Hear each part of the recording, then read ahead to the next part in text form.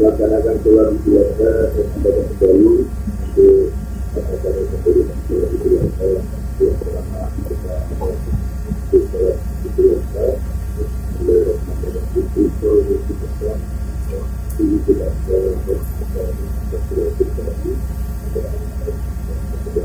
dia kita sholat 2 rakaat yang pertama kita takbir 3 kali rakaat kedua kita takbir 5 kali dan setelah takbir kita baca subhanallah kita baca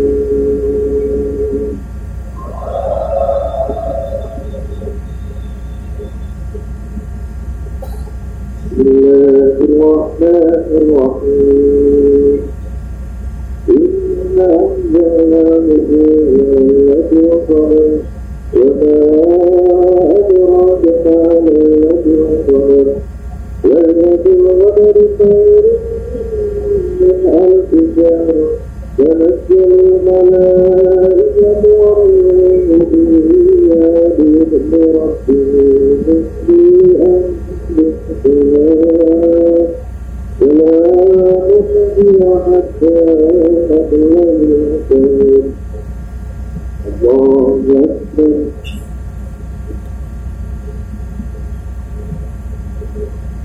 سمع الله لمن حمده الله أكبر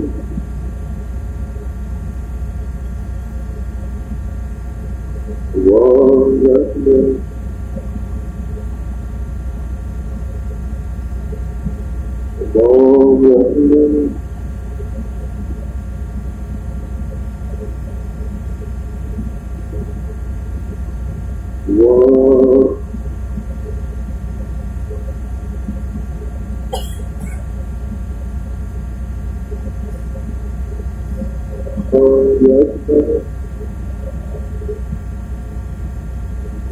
الله أكبر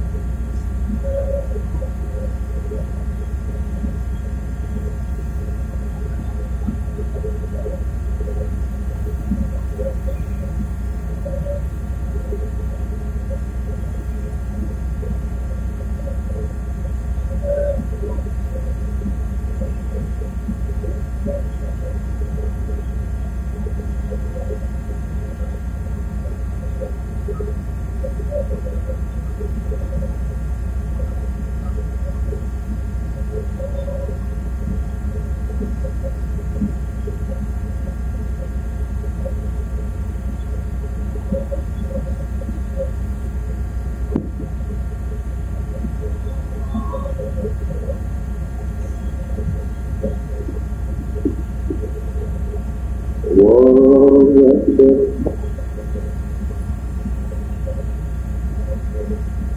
الله أكبر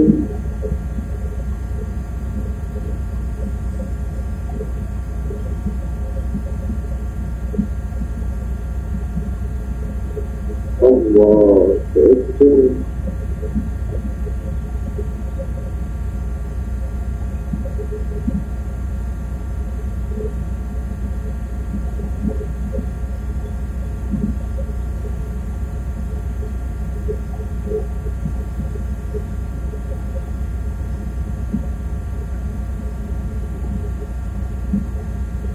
السلام عليكم ورحمة الله السلام عليكم ورحمة الله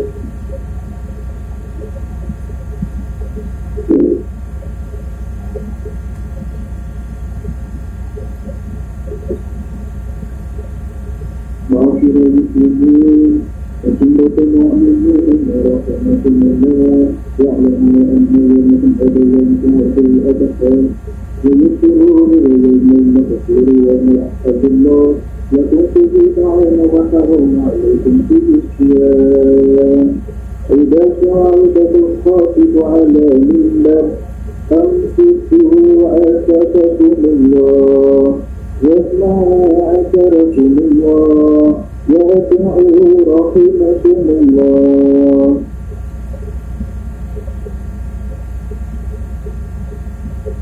اللهم صل على سيدنا محمد. اللهم صل على سيدنا ومولانا محمد. اللهم صل وسلم على سيدنا ومولانا محمد وعلى آل سيدنا محمد.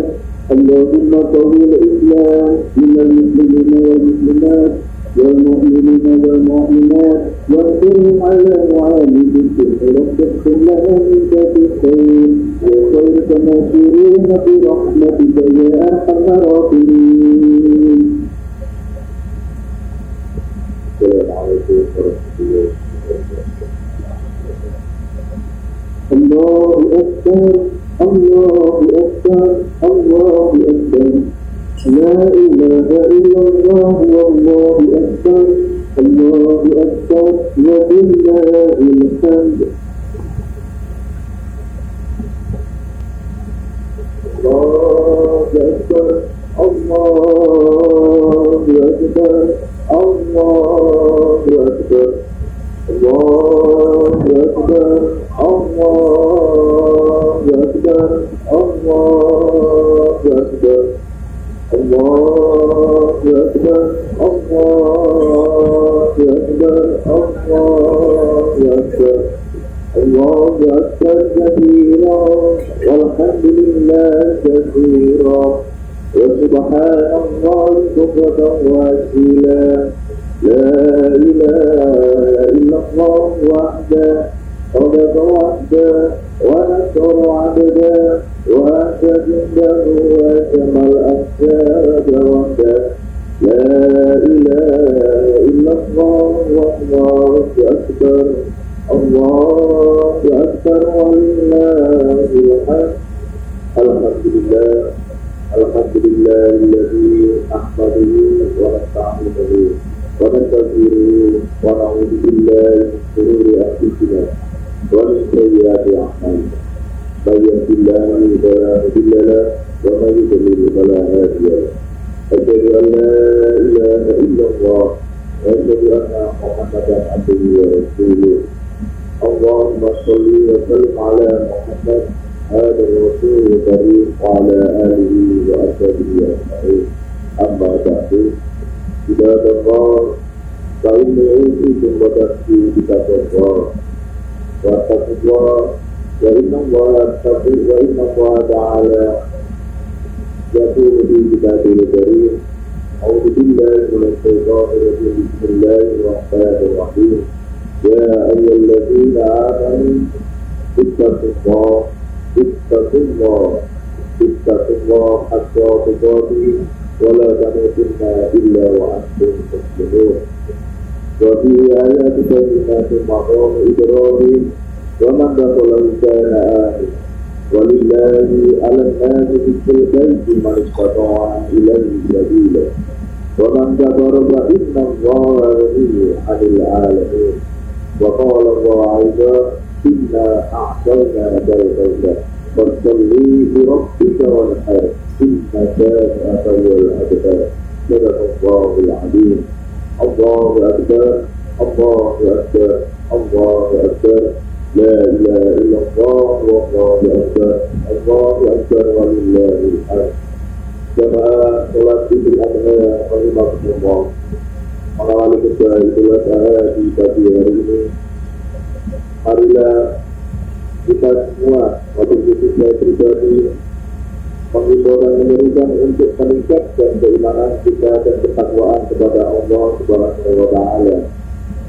Karena iman adalah sebuah kepercayaan kepada Allah dan takwa yang mana merupakan suatu manifestasi yang berupa kesiapan untuk menjelaskan perintahnya dan menjauhi larangannya. Jika iman dan takwa senantiasa ada dalam diri kita, maka kita akan senantiasa berada pada jalan kehidupan yang benar dan diridhoi oleh Allah Subhanahu wa Ta'ala. Amin ya rabbal alamin.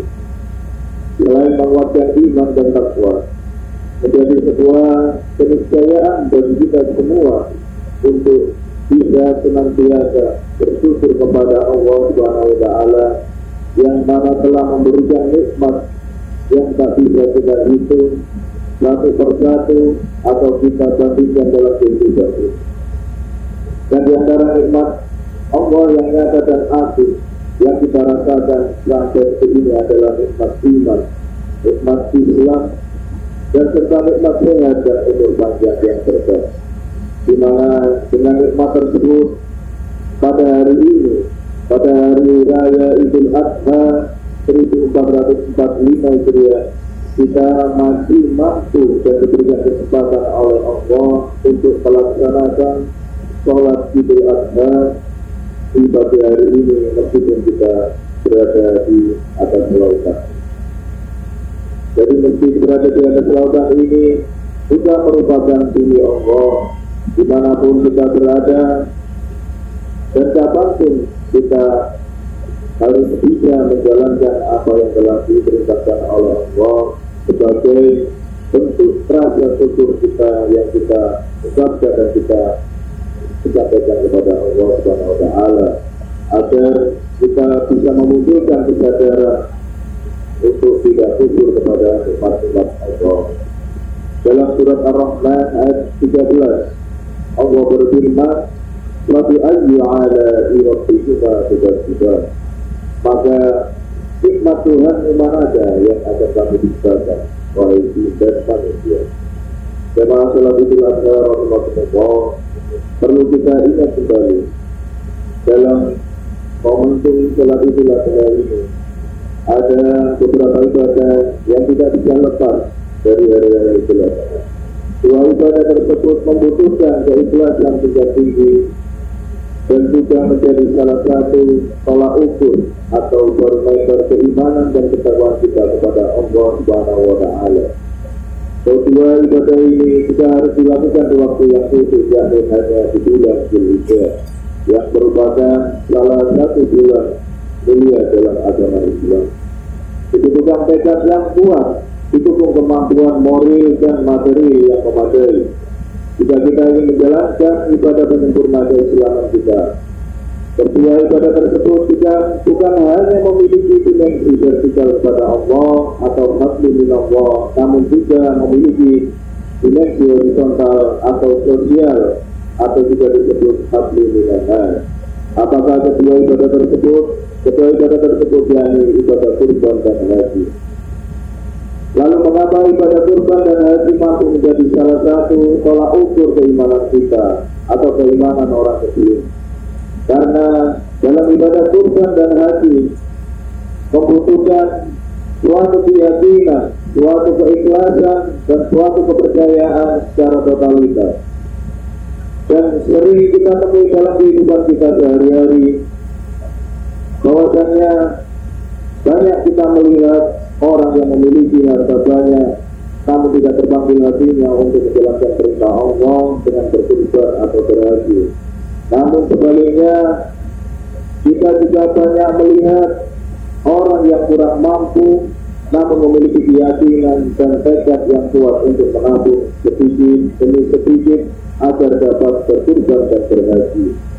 Jika tidak dilandasi dengan keimanan yang kuat, tidak dilandasi dengan keyakinan yang tinggi, dan tidak dilandasi dengan keikhlasan yang sangat mendalam di dalam hati, maka rasanya akan sangat sulit untuk dapat melaksanakan perintah Allah tersebut, yakni berkurban dan berhaji. Dan pada hakikatnya bahwasannya di setiap amal itu tergantung oleh niat kita sebelumnya.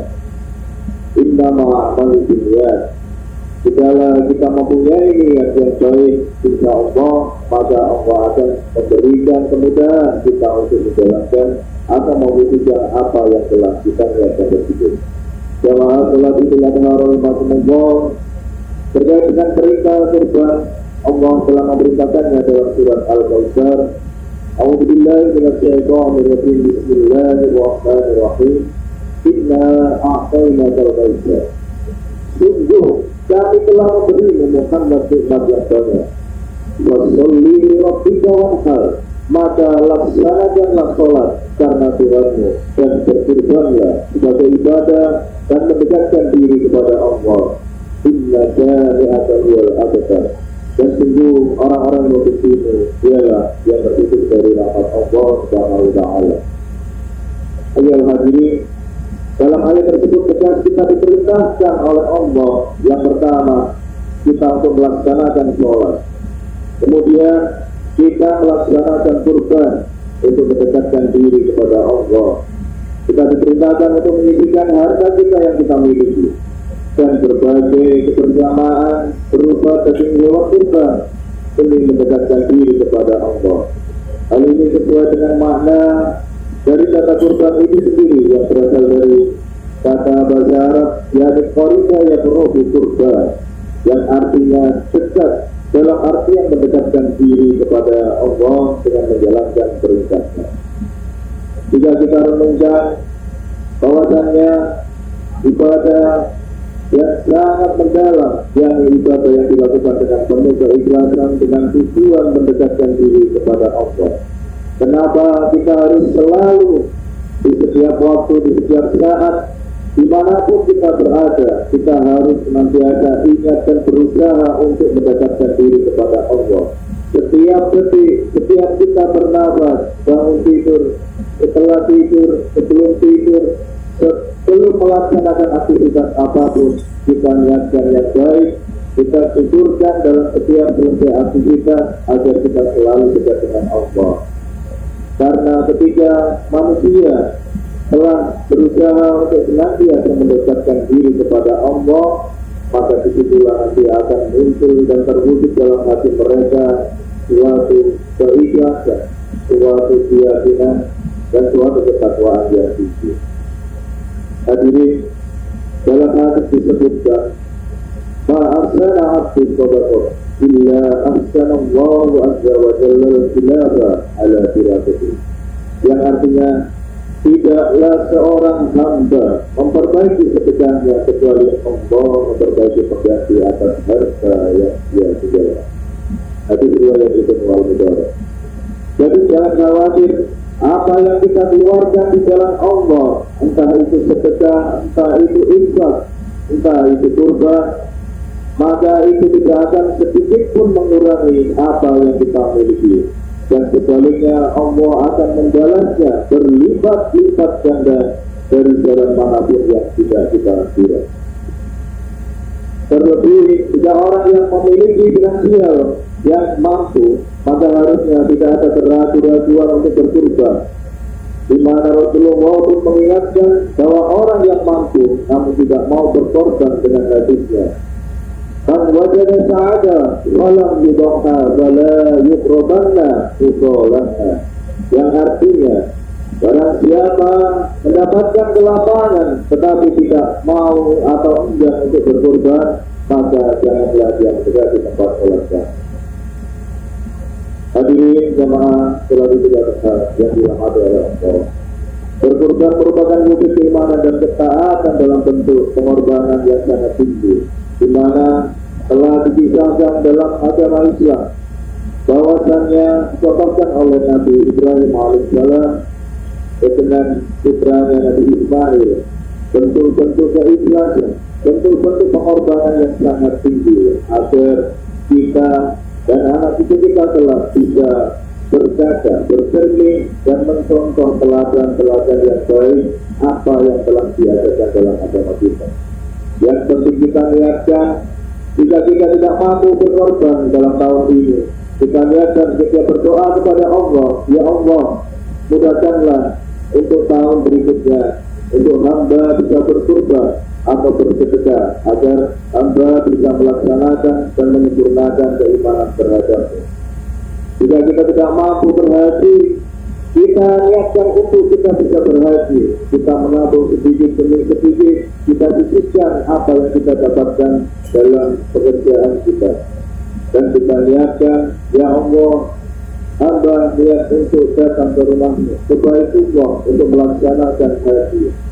Oleh karenanya ya Allah, maka berikanlah kemampuan dan kemudahan bagi kita, bagi hamba untuk dapat menyisihkan dan menabung hingga Engkaulah yang menyempurnakan kita atau hamba untuk bisa dapat melaksanakan haji di Baitullah." Amin ya Allah. ya rabbal alamin. Demikian para jamaah yang dirahmati oleh Allah, semoga sedikit apa yang telah disampaikan bisa memotivasi, bisa menginspirasi, dan bisa mengulas apa yang telah kita bahas selama ini bertahun-tahun, berpuluh-puluh tahun, agar kita bisa menjadi teladan untuk anak kita, untuk anak cucu kita, dan khususnya untuk diri kita pribadi.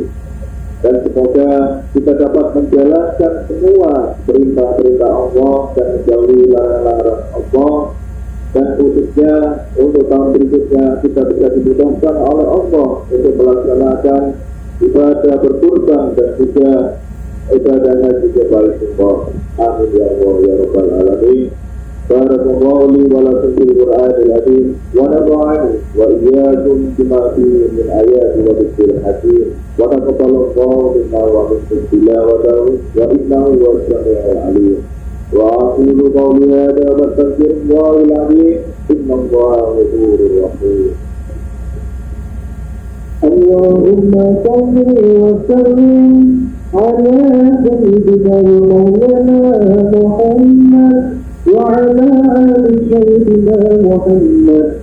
اللهم صل وسلم وزد وأعز وتقبل وبارك بجلالك وكمالك على كل عبادك وأطرف عبادك يوم العرب والحجاج وإمام سيد الله والحرام سيدنا ومولانا محمد وعلى آله وصحبه وسلم.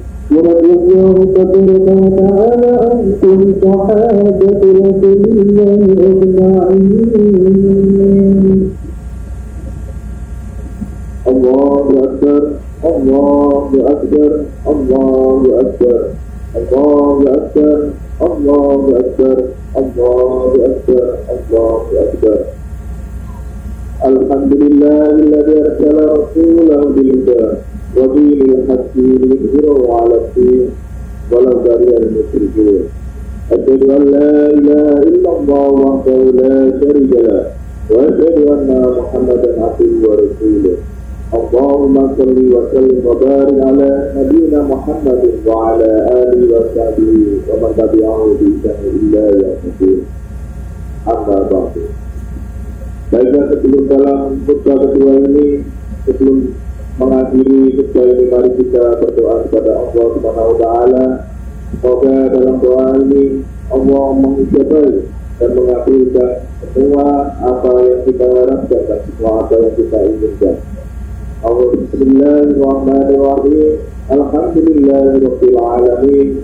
Assalatu wassalamu ala asyrafil anbiya'i wal mursalin wa ala alihi wa sahbihi ajma'in. Ya Allah, yang Maha Pengasih dan Penyayang, pada hari ini kami berkumpul di atas kelautan-Mu yang sangat luas ini untuk merayakan hari yang Kau agungkan, hari yang sangat bersejarah bagi kami, di mana kami mengakui kemahabesaran-Mu ya Allah. Ya Allah, kami bermohon kepadamu, limpahkanlah rahmat dan kasih sayang kepada kami, anak cucu kami dan keturunan kami. Kuatkanlah kami dalam iman sehingga kami mampu menjalankan semua yang Kau perintahkan dan meninggalkan semua larangan-Mu. Ya Allah ya Ghaffar, ampunilah dosa dan kesalahan kami, dosa dan kesalahan orang tua kami, dosa dan kesalahan para pemimpin kami, serta seluruh kaum muslimin yang telah mendahului kami. Ya Allah, anugerahkanlah pula kepada kami hati yang pandai bersyukur ya Allah, sehingga kami dapat mensyukuri segala nikmat yang telah Kau berikan kepada kami. Kami bermohon pula kiranya Kau berikan kesabaran dan ketabahan dalam menghadapi cobaan-cobaan dunia, dan hanya bantuan manusia ya Allah yang senantiasa kami harapkan untuk menghadapinya. Ya Allah ya Tuhan kami, limpahkanlah rezeki yang Kau berkati, dan jadikanlah rezeki itu sebagai alat untuk memperkokoh silaturahmi di antara kami, dan bukan menjadi jala atau sumber bencana atas kami. Ya Allah yang mujibas sa'ilin, perkenalkan doa-doa kami. Alhamdulillah Rabbana atina fid dunya hasanah wa fil akhirati hasanah wa qina adzabannar. wa sallallahu ala nabiyyina Muhammadin wa ala alihi wa sahbihi ajma'in walhamdulillahi rabbil alamin. Wabillahi taufiq wal hidayah, wassalamu alaikum warahmatullahi wabarakatuh. Allahumma sholli ala Muhammad ya Rabbi sholli alaihi wa sallim. Allahumma sholli ala Muhammad ya Rabbi sholli alaihi wa sallim. Allahumma sholli ala Muhammad ya Rabbi sholli alaihi wa sallim. Allahumma sholli ala Muhammad ya Rabbi sholli alaihi wa sallim. Allahumma sholli ala Muhammad ya Rabbi sholli alaihi wa sallim. Sallallahu rabbuna ala nuril Muhammad Mustafa kalimul mursalin wa ala alihi wa sahbihi ajma'in. Ayo sapinya udah bisa beleng, dipotong sapinya. Gak ada sapi ya kambing, gak ada kambing ya ayam. Kalau memang gak ada ya korban perasaan. Nah,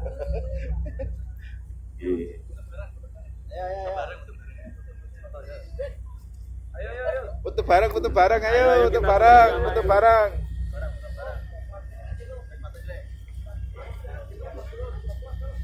Ayo, foto, Dan.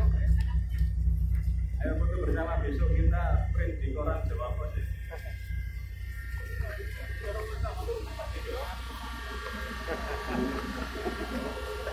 Awet itu disodor-sodor.